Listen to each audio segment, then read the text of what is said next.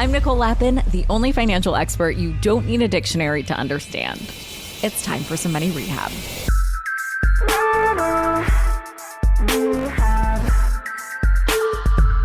Have you ever had a really hard day at work and struggled to pick yourself up by the bootstraps or whatever other cliche people use to basically say, ignore your feelings and just get over it? If that approach has ever made you feel worse, you're right. Today, I sit down with Dr. Susan David, a renowned psychologist whose work shows that ignoring your feelings does not help you in the workplace or anywhere else for that matter. Today, Dr. David shares what you should do instead. I really loved this conversation. It hit pretty deep for me, and I hope it does for you too. Dr. Susan David, welcome to Money Rehab. Hello, I'm so excited to be with you. I'm so excited to see you because I feel like I know you through your TED Talk. I loved it so much. I am a TED Talk junkie, but yours is like in the team photo of my favorite TED Talks of all time. You frame emotional courage as a powerful gift. You basically broke the internet with this concept, and your insights from the field of psychology challenge convention in the office when it comes to using your emotions. So you say that in some cases, fixating on happiness and positivity, like why can't we all just be happy and smile, can actually undermine mental health in the workplace. Can you unpack that? Absolutely. So we grow up in a world that tells us to be happy. And of course, as human beings, we want to be happy. But for anyone who's lived a moment, you know that the truth of life is that there is fragility and beauty that is interwoven in our lives. And so the truth is that we as human beings need to develop the emotional capacities, the emotional skills that help us to deal with the world as it is, not as we wish it to be. And therefore, when we only focus on positivity and being happy all the time, it doesn't mean that these difficult emotions don't happen. They do. And we are now less practiced and in time less resilient in our ability to deal with them. I describe this as almost like a kind of dissonance or a disconnect, a self-abandonment that develops over time where we are not able to really connect with who we are as people and what's important to us. So one of the very strong parts of my work is really pushing against this idea that is even inherent in every psychology textbook, the idea that there are good and bad emotions. And what I really talk to instead is the idea that all emotions are actually normal. And the term that I use, Nicole, is functional. That our emotions help us to calibrate ourselves in the workplace and in the world, and that our emotions signpost our needs and our values. Our emotions signpost the things that are important to us. And of course, this relates to every aspect of our lives. When we are skilled with our emotions, when we're healthy with ourselves, it impacts on how we love, how we live, how we parent, how we lead, but also our workplaces, and to a lot of what you cover in this podcast, our financial health, because every financial choice that we make is actually impacted by our emotions and how we feel and our moods, and we can explore that more. Yeah, I would love to. You say in the talk that this discomfort is the price of admission for a rich, full life. I'm paraphrasing, but of course, rich in all aspects of that word. You can't just be happy or feel something in one area of your life and then silo it and not feel it, in your personal life. It's your one life. There is a one life, and there is richness that comes in all our capacities to be. As human beings, we are capacious, and we have the ability to have psychological wealth and psychological joy, every single one of us. And it's a really important question. And one of the reasons that I say that discomfort is the price of admission to a meaningful life is because I really talk to this idea that difficult emotions signpost our needs and our values, as I mentioned earlier. And yet so often in the workplace and beyond, people say things like, can we just have one day of no change, one day of peace, one day of no stress, one day of nothing altering? And I mentioned this in my TED Talk, but I somewhat facetiously will say, well, you can have all of those things. You absolutely can have a day of peace and a day of no stress. You will have that, in fact, when you are dead, because these are dead people's goals.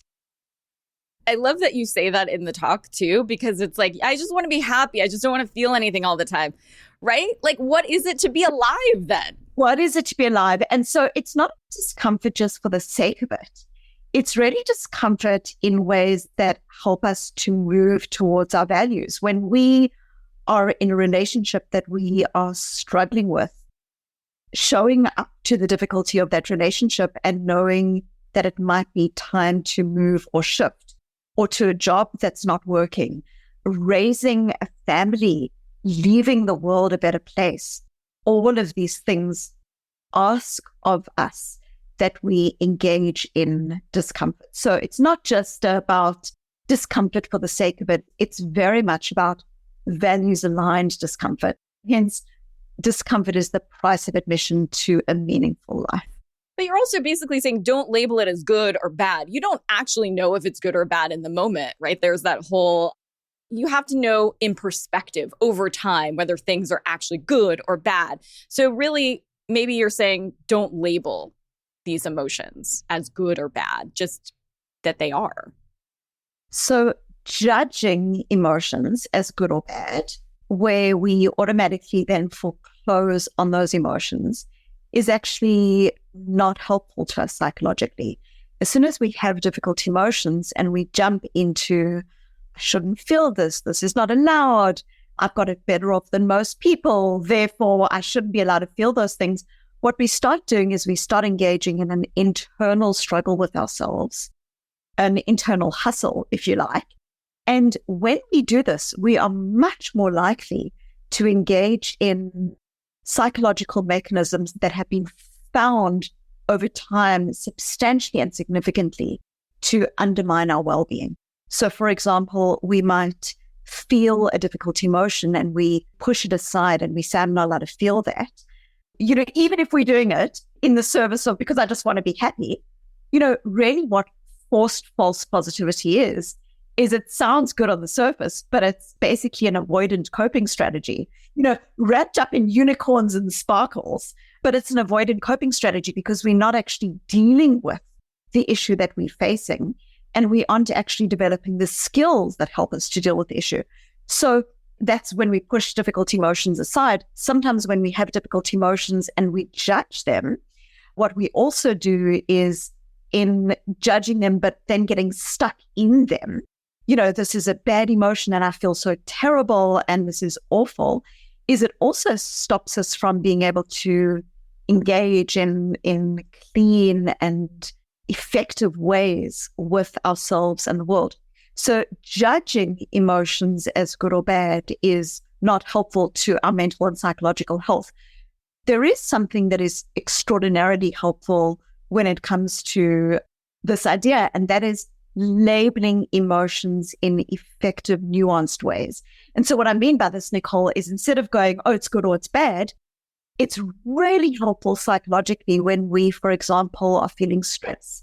Okay, we're feeling stressed financially, or we are struggling with something. Often what we do is we use very big labels to describe that emotion. So we'll say something like, I'm stressed, or I'm just miserable in my job. And we use this broad label to describe our emotional experience. And one of the things that I talk about a lot in my work, and that is in the wider psychological literature, called emotional granularity. And emotional granularity is the idea that you move away from I'm stressed into what is the nuance of this emotion? What are two other options beneath the difficult emotion umbrella of what's really going on for me? And we can very quickly learn that what we are calling stress is, I feel unsupported by my team, or I am not growing, or I am actually experiencing exhaustion. And this is a signpost to me that I'm burning out. So the aspect of labeling emotions, it's the labeling where it's not a judgy labeling. It's rather a curious and compassionate labeling that says what's really going on for me. is a cornerstone of our ability to be psychologically well and healthy. I found this to be so helpful. And I talk about this a lot on the show and in one of my books in particular, DBT class, the dialectical behavioral therapy class. And I just, for the first time, learned that there were like these 7 main emotions. And then within them, I saw this very cool chart that totally changed my life. Within those categories, you have all these different words and like you can get more granular. And that's actually really helpful. And it takes away some of the power to the overwhelm that you're feeling. So powerful. I'll share with you actually to share on social if it's helpful. I've got these tools that I call emotion umbrellas, which are exactly this. It's what is the umbrella term that we're using and then what's underneath it. And what's really important here is that it's both the labeling, but then it's also what is it that happens to us when we label our emotions more accurately. So if you think about it, when you say something like, I'm stressed, your body, your psychology doesn't know what to do with that stress. When you move beyond it and you say, actually, this thing that I'm calling stress is actually that I feel unsupported, there is a part of our brains that gets activated. And in psychological terms, we often call this the readiness potential. So the readiness potential, as soon as you start to say, this thing is actually unsupported, what it does is it starts to help you to understand the cause of the emotion and then also what you need to do in relation to it. So it's not that the emotion is just, gee, I've now labeled this emotion effectively and all is good.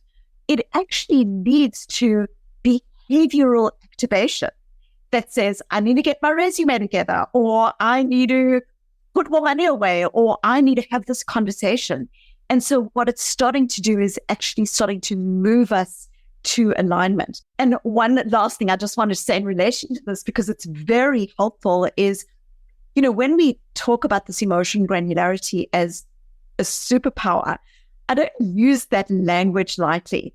There are studies that show that children as young as 2 and 3 years old who are more able to accurately label their emotions over decades have higher levels of well-being and more ability to attain their goals and regulate towards their goals. And you might look at this and go like, what difference does it make if I'm 2 and 3 and I'm going, I'm not mad, I'm sad? Why should that matter? But if you think about being now a 16-year-old, and imagine you have got a 16-year-old who has become best friends with someone who thinks that the most fun you can have on a Friday afternoon is letting the air out of the principal's car tires. And you've got a child who is able to discern the nuance of what is going on for them emotionally. That child is able to go, gee, on the one hand, I've got this friend and I want to be liked and I want to be accepted. But when I dig deeper, I feel a disconnect. This feels wrong. This feels like it's not congruent with who I want to be. You can see how that child is going to be much more able to connect with themselves and their values and their needs than a child who just says, gee, on the surface, this sounds good, I'm just going to move forward. So this is a really important skill, one of many that I talk about in emotional agility that really help us to navigate our emotional and psychological worlds more effectively. And movies like, isn't it Inside Out that was so helpful for kids that labels all the emotions like anger, fear, disgust, happiness, right? Sadness, surprise, contempt. I love that movie, and it's such a powerful movie. And it's really this idea that we have these emotions. We often think that they're bad. Our culture often tells us that they're bad. But these emotions, not only, when we get a bit of space between them, for example, through the labeling, that not only are they there and able to be processed effectively, but they signpost our needs and our values. When you are feeling bored at work, your boredom might be signposting that learning is important to you and that you need to do more of that. Even something as profound, a lot of people are talking about loneliness. Hold onto your wallets. Money Rehab will be right back.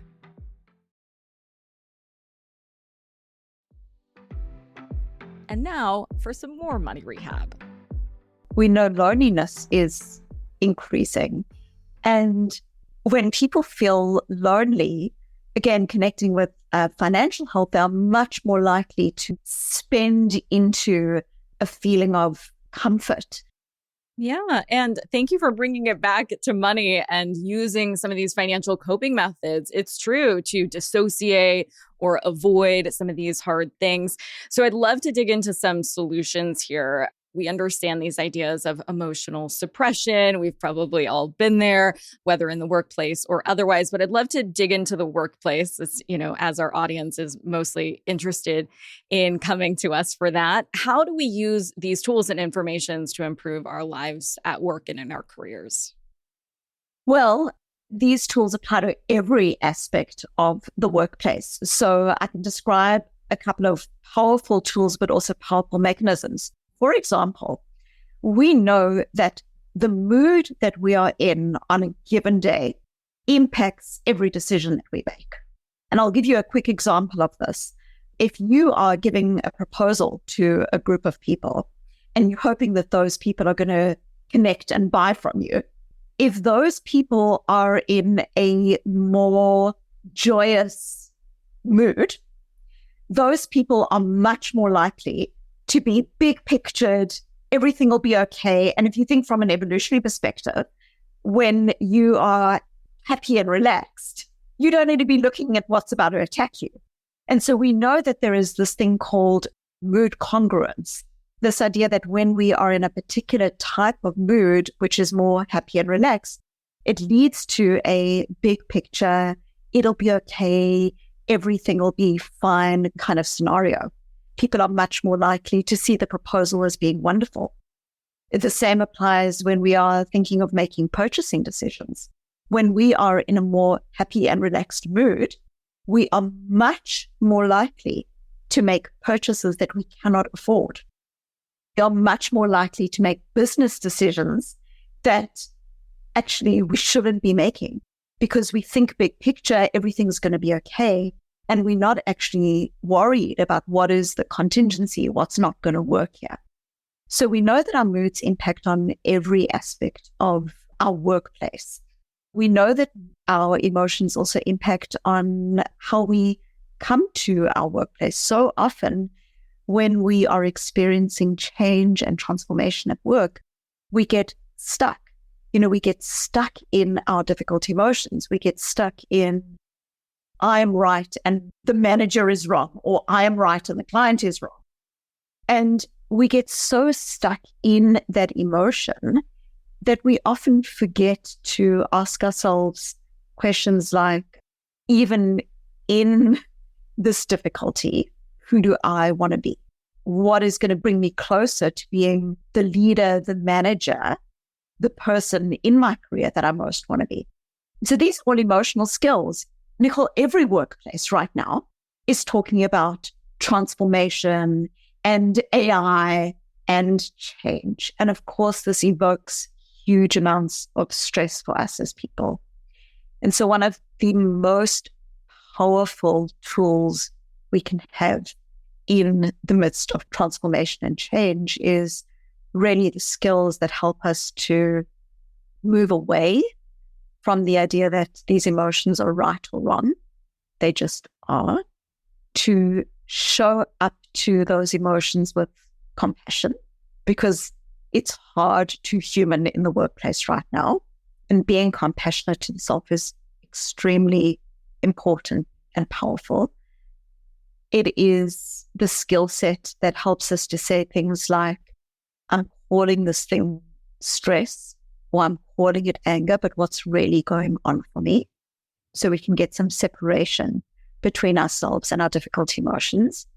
And it's the skills that help us to also then recognize that our difficult emotions signpost these values, and that every one of us, it doesn't matter what our jobs are, what our roles are, who we are in the workplace, what we are doing in the workplace, we all have the opportunity to step into the values that are not the values that are, values that I need to have just because the workplace is telling me to have these values, but they're my values, because the greater level of congruence that we have between us and our values, the more we are likely to be well, healthy human beings, the less likely we are to have burnout, the more likely we are to find our voice and to negotiate effectively. So these skills are profound and powerful.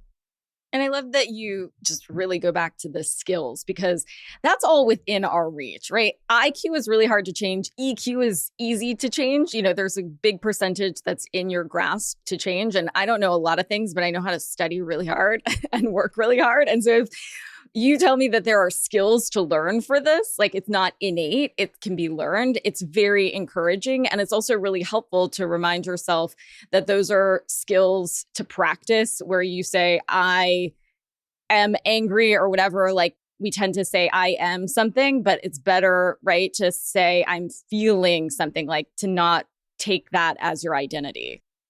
Often when we are stuck, when we're feeling difficult emotions, we'll say things like, I am, I am angry. I am sad. I am frustrated. No, I am Nicole. You are Susan. It's really interesting. Like if you said to me, who are you, Susan? We all know that I can simultaneously be a parent and a business person and an author and a loved one and a human, that we have multiples that we can have within us. So if we think about then the language that we use with emotions, what we do is the opposite. We say something like, I am angry. And if we think of what we are doing psychologically, there is no space between you and the emotion. In other words, I am all of me. 100% of me is defined by my anger. There's no space for anything else. There's no space, that beautiful Viktor Frankl, between stimulus and response, there is a space, and in that space is our power to choose. One of the ways that I think about this is, imagine for every single person listening right now, imagine when you say, I'm sad, it's almost like there is a cloud in the sky. And when you say, I am sad, it's as if you have become the cloud, okay? But when you start saying something like, I'm noticing that I'm feeling sad, I'm noticing that this is my thought, that I'm not good enough. When you start noticing your thoughts, your stories, and your emotions for what they are, you create this space. And what starts to happen is you start recognizing that you are not the cloud. You are the sky. What I mean by this is, as a human being, every one of us is big enough and capacious and able and human and messy and beautiful enough to experience all of your emotions. Getting back to your DBT, the bothness of our emotional experience. Yeah, I was going to say that because you can be the sky and you can have a cloud and a rainbow and like some lightning over somewhere else. And that had helped me so much to hold these two seemingly opposing things true at the same time. It was something that I'd never done. My family was really fucked up and didn't teach me any of that. It is so powerful. You are not the cloud. You are the whole damn sky. And when we said, why are these skills so important? If we think about emotional rigidity, the emotion is bad. I'm locking down into it. I'm pushing it away. And therefore, I don't have the skills to help me to deal with the world as it is. Whereas when we start having skills that we're talking about, the compassion, the labeling, the noticing these thoughts and feelings for what they are, the bothness, the connecting with values. These are just what I've listed here are 5 skills that are accessible to every single person listening. What you're doing is you're now moving from rigidity into why I call my work emotional agility, because emotional agility is the idea that we can, all of us, experience all of our difficult emotions and circumstances and our stories, and we can notice them, lightly with compassion, with curiosity, and we can still choose who we want to be. And this now is the skill set of capacity and resilience and of agility. Honestly, Dr. David, this has been more helpful to me in business than anything I learned on Wall Street, anything I learned in a book. The emotional regulation and the interpersonal effectiveness have by far been the things that have helped me more in my business, in my career than anything else. And bringing that back from like pie in the sky, I guess, pun intended, but to say like those two things can be true in an interpersonal relationship. Like I can be really pissed at you, or I can feel pissed at you, but also love you at the same time. Or like I can have a deal fall through, but also feel like in a good place in my business. And those opposing things can both be true at the same time. And that has really, really helped me effectively navigate challenges in business. Oh, it's so powerful. I call this the idea of bothness. When I was very little, I was petrified of the idea of death. And it's normal. 5-year-old children become aware of their own mortality and they start recognizing that their parents aren't going to be around forever. And I remember night after night after night going into my father's room and lying between my mom and my dad, begging my father, saying to him, Daddy, Daddy, Daddy, promise me you'll never die. And my father could have done forced false positivity. He could have said to me, oh, don't worry, Susan, everything's fine, everything's good. But he didn't. He said to me, Susie, we all die. It's normal to be scared. And what I understood, and this is this idea of bothness, what I understood in the way that he was guiding me through those long, dark nights is he was saying to me, you can intrapersonally be fearful, be worried, be scared, and you can hold that in your one hand, and in the other hand, you can move forward with your courage and your values and your curiosity. And that is interpersonally in our organizations, in our workplaces. Can we hold the idea that there is change and we don't like it, or that there's a team that we don't feel connected with? Can we hold that idea and also move forward to have the conversation, to create an environment that we want to create, to use our voice because it's connected with our values? If we can hold both, then we hold our power, not from a place of fear, but from a place of being grounded in the reality of the world as it is. And you've said that that conversation with your father happened years before cancer was on the radar? Yes. So I had that conversation with my father night after night, and neither of us knew that in 10 years he would be gone. And this is how I came to my work, because after my dad was diagnosed with terminal cancer and did die, the world around me was telling me to just be positive, to push it aside. They were praising me for being strong, and I needed to refine my lesson. And the lesson was that lesson of showing up to the self, the lesson of the teacher who was willing to witness me and to give me space for the truth of my emotional experience, the labeling of the emotion, the understanding that I could simultaneously never in a million years wanted my father to die. I could hold that in the one hand, and I could move forward holding in the other hand learning and empathy that I developed for others. And I started, Nicole, to really think about, like, what are the ways that we are taught or not taught in our society to deal with the most important part of ourselves, our inner worlds? How are we taught or not taught, and how are those ways actually undermining our well-being, not just as individuals, but in our communities, in our families. Because when we're in a world that feels pain and we have individuals who don't know how to deal with that pain in healthy ways, we become leaders who don't deal with others in ways that are compassionate. We become leaders who don't have organizations that are healthy.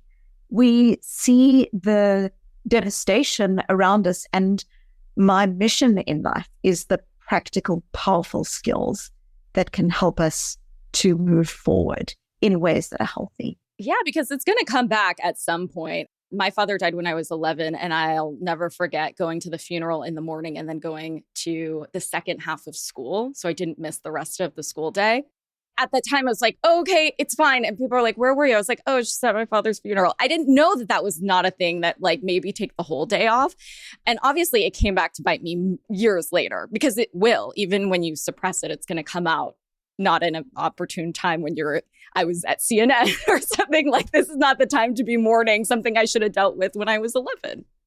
Psychologists call this amplification. And it's this idea that when we suppress difficult feelings, there is a short-term impact and a long-term impact. Really what this means is we push our feelings down, we push them down, we push them down, and then we are more likely to kick the dog, yell at our child, or take that emotion out. So that's the short term. The longer term is that when we consistently push difficult emotions aside, even in the service of forced false positivity, even in the service of, well, I've got this big, busy job and I've got to get on with it.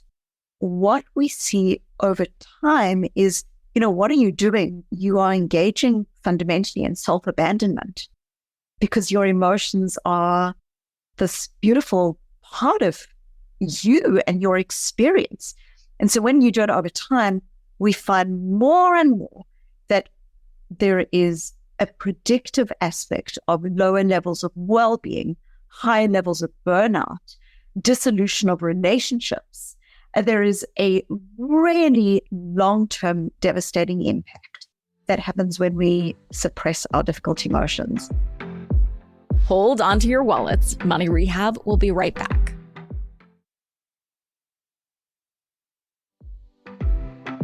And now for some more Money Rehab.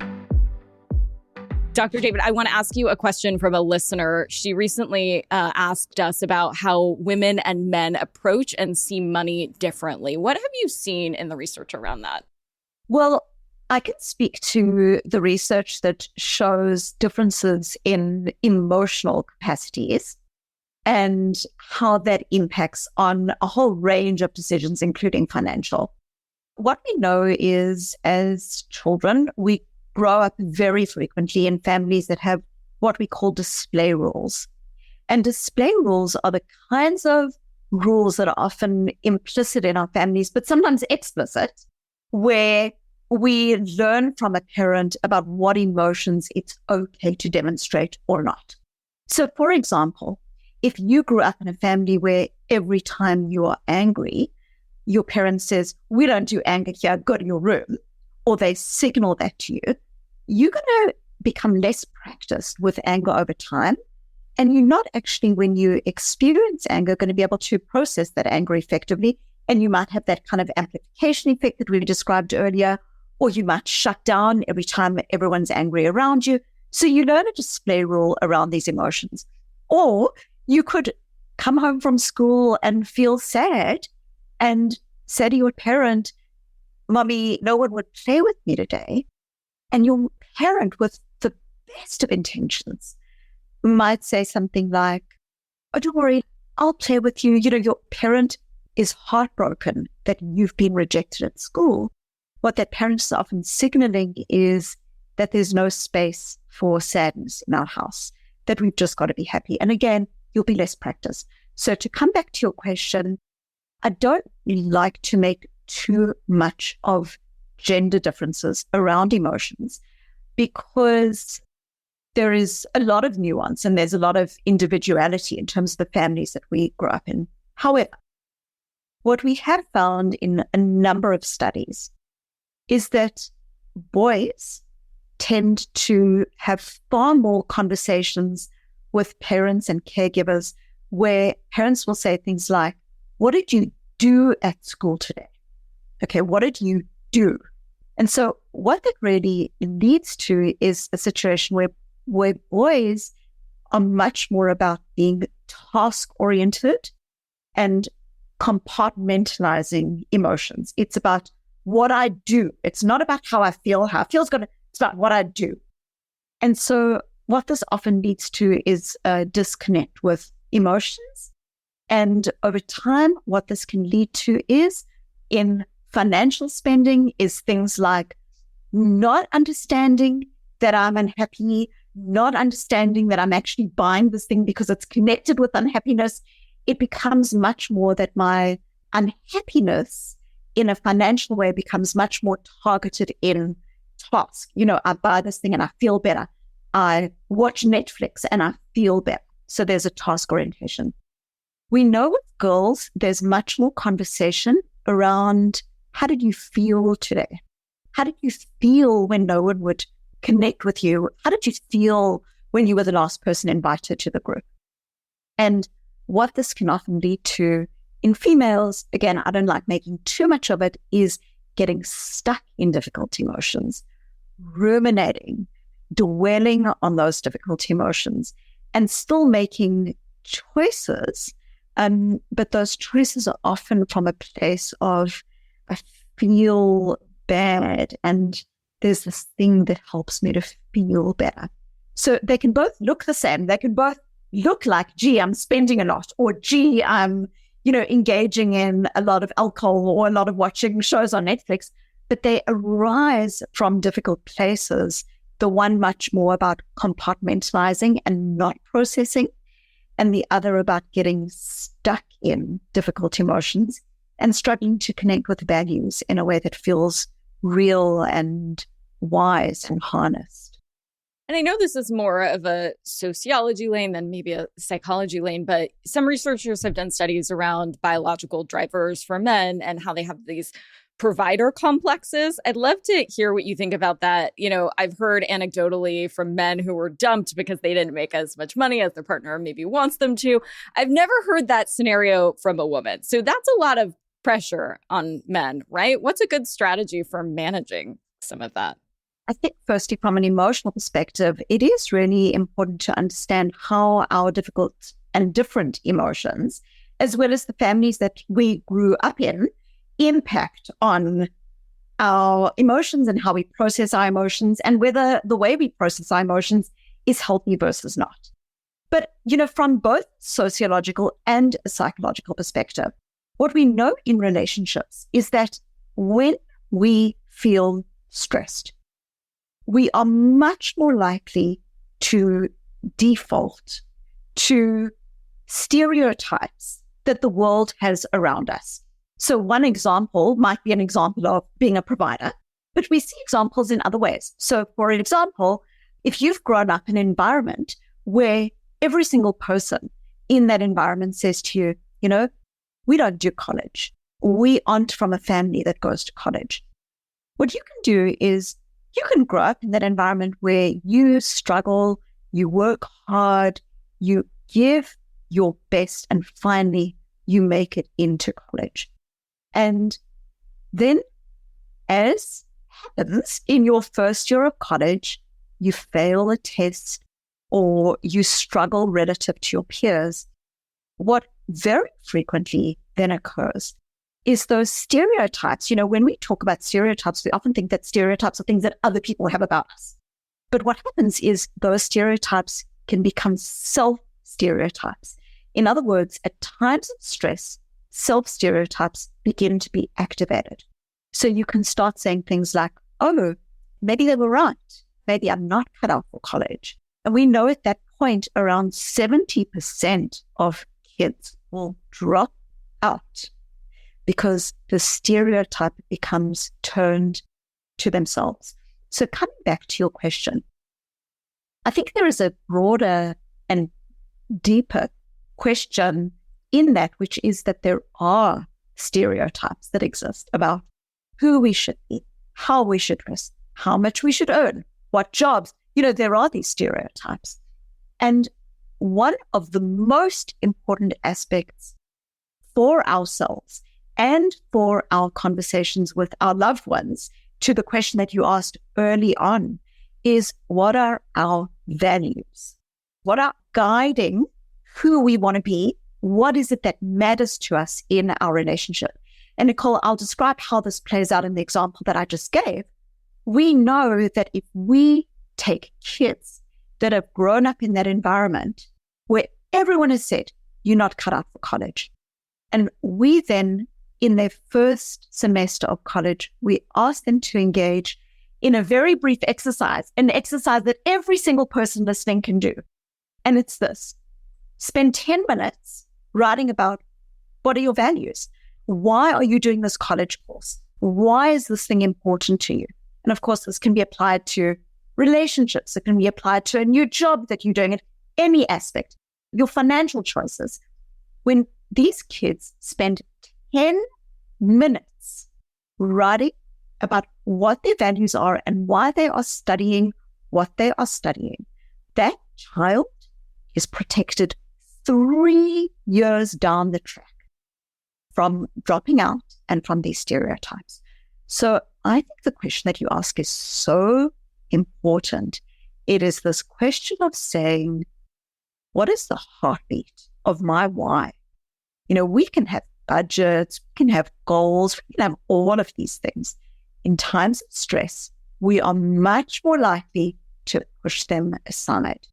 What protects us is when we are grounded in what are my values.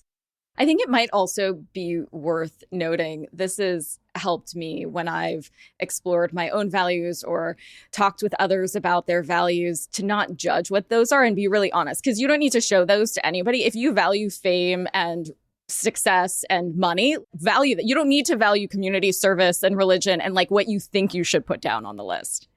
Yes, your values just are.